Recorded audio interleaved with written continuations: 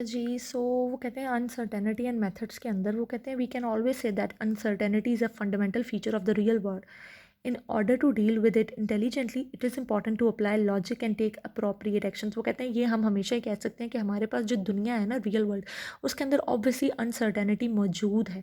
तो इससे बड़ा एहतियात से और इसको तरीके से डील करने के लिए हमारे लिए इंपॉर्टेंट क्या है कि हम लॉजिक को अप्लाई करें और कोई प्रॉपर एक्शंस भी टेक करें. ठीक है ना. सो वो कहते हैं various factors result into uncertainty. It could be due to omitted data, unavailability of the entire data and partial availability of events and so on. वो कहते हैं बहुत सारी ऐसी चीज़ें हैं जिसकी वजह से हम अनसर्टेनिटी की तरफ जाते हैं. फॉर एग्जांपल वो कहते हैं कि हमें सही तरह डाटा मौजूद नहीं था, कोई डाटा मौजूद था तो नॉइज़ वगैरह की वजह से अगर वो ख़राब हो गया है तो उसकी वजह से भी, कोई इवेंट था उस इवेंट की सारी डिटेल्स नहीं पता, तो बेसिकली इन सारी चीज़ों की वजह से अनसर्टेनिटी होती है. This uncertainty is handled using the realm of probability theory.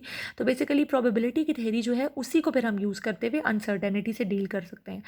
So methods की तरफ चलते हैं. वो कहते हैं uncertainty is handled by using various ways. The simplest one is the default और मोनोटोनिक लॉजिक. वो कहते हैं सबसे सिंपल तरीका ये है कि हम मोनोटोनिक लॉजिक के ज़रिए से इसको डील करें. उसमें क्या होता है, relating to the example discussed on in introduction.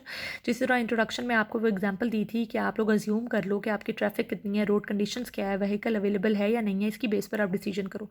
But the assumptions are actually not reasonable. We need to handle the contradictions that arise. वो कहते हैं अब हम अज्यूम तो कर लेंगे लेकिन अजम्पशन के साथ साथ कोई ना कोई कॉन्ट्राडिक्शंस, कोई ना कोई कॉन्फ्लिक्ट्स भी होंगे, हमको उनको भी देखना पड़ेगा.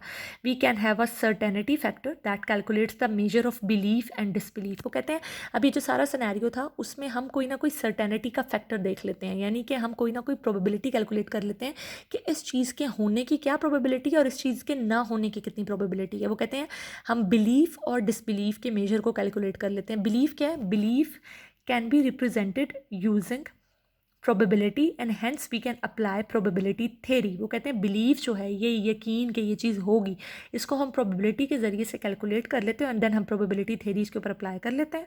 ठीक है. उसके बाद दूसरा हमारे पास जो मेथड है that is Dempster Shafer theory. ठीक है. सो जो डेम्स्टर शेफर थेरी है that is one that allows for proper distinction between reasoning and decision theory. It uses the concept of belief and plausibility. इसके अंदर belief और disbelief का concept नहीं होता, बिलीफ और प्लॉजिबिलिटी का कंसेप्ट होता है. बिलीफ क्या होता है, belief is refer to as all available evidences. किसी चीज़ के अक्कर या ना अक्कर होने के जितने भी अवेलेबल एविडेंसेस हैं उनको हम कहते हैं कि ये बिलीफ है हमारा. whereas plausibility is all evidence compatible but not consistent with the hypothesis. और जो हमारे पास plausibility होती है वो सारे evidences हैं जिनको हम compatible consider करते हैं, कि जिनको भी consider किया जाता है, लेकिन जो कि हमारी जो hypothesis है उसके साथ इतने consistent नहीं है. ठीक. then हमारे पास जो third method है that is fuzzy logic and the probability theory are also the methods of representation of uncertainty. The basic idea behind fuzzy logic is that a truth value may be applied partially to which it applies.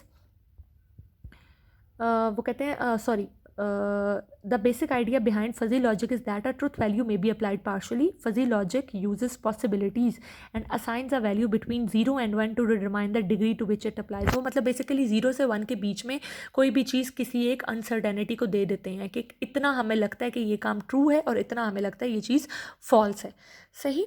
A document containing information about human body definitely belongs to the class of science, but a document that has information about human body and say the geographical area around is said to partially belong to class of science. तो वो कहते हैं for example हम ये कहते हैं एक ऐसा डॉक्यूमेंट है जिसमें ह्यूमन बॉडी के बारे में सारी इन्फॉर्मेशन है, तो डेफिनेटली हम कहते हैं ये साइंस की क्लास को बिलोंग करता है. लेकिन कोई एक ऐसा डॉक्यूमेंट जो कि ये कहता है कि उसमें ह्यूमन बॉडी की इन्फॉर्मेशन है लेकिन वो जियोग्राफिकली जो है ना चीज़ों के बारे में बात करता है, तो वो डायरेक्टली बिलोंग नहीं करता साइंस की क्लास से, वो उससे पार्शली बिलोंग करता है. तो हम 0 से 1 के बीच में वैल्यूज़ असाइन करके बेसिकली ये बताते हैं कि कौन सी चीज़ कितनी ज़्यादा किसी एक क्लास को फॉलो करती है या उसमें लाई करती है. उसके बाद fourth one is probability theory, जो हम हमेशा बात कर रहे हैं.